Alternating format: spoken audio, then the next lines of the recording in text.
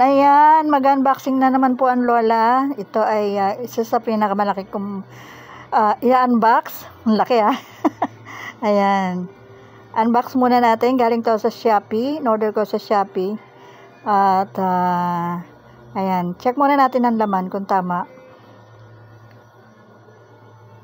Nag-voice over na lang ako kasi maingay sa paligid. Mga nagbibideo ka sila. Maganda ang sound. Magka-copyright ang Lola. Ayan. Ang laman ay bottles.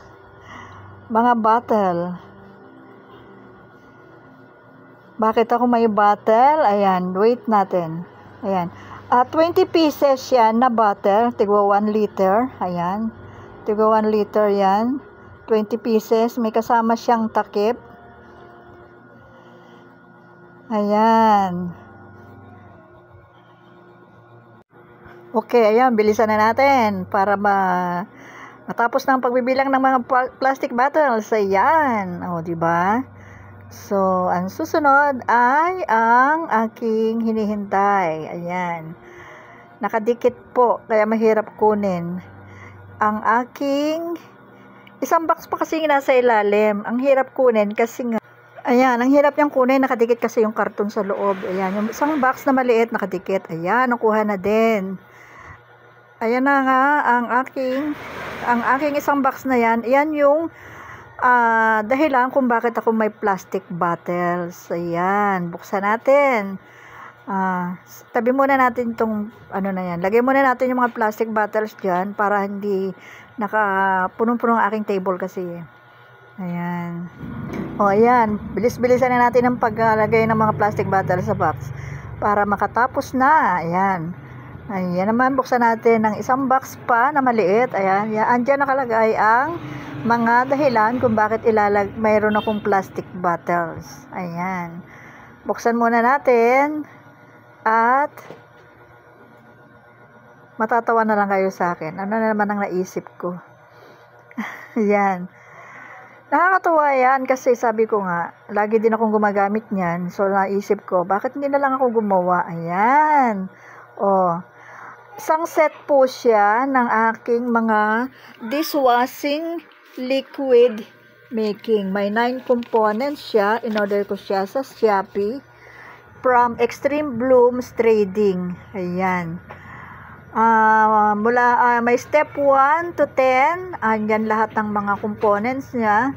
Dishwashing liquid making na makakagawa siya ng 17 liters. Ayan ang steps. Maganda siya, naisip ko.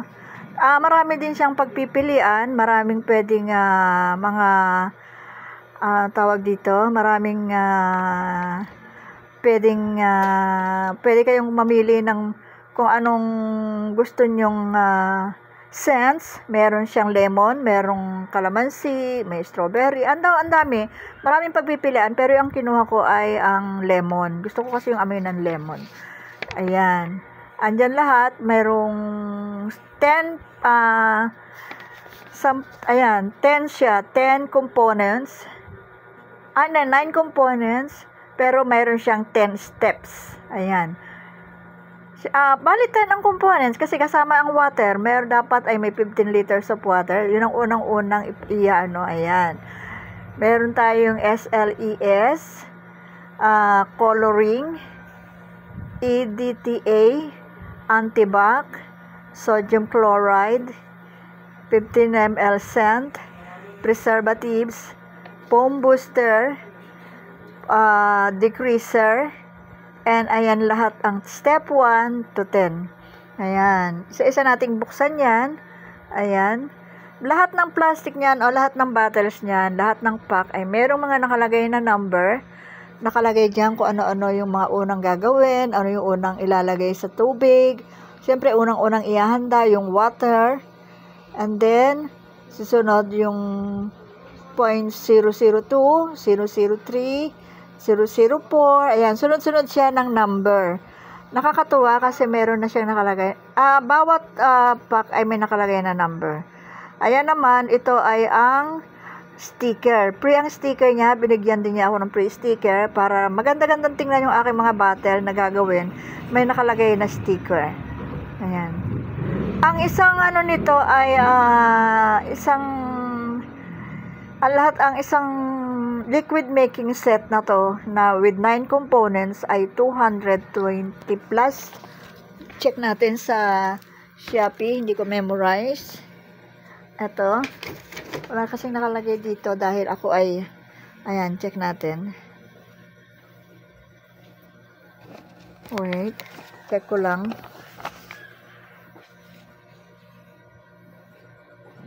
Makakalimutin kasi ako. Ayan. Ayan, lahat siya may nakalagay na mga number sa mga pakete. Sa bawat plastic ay may nakalagay na number. Ayan. Ito ang aking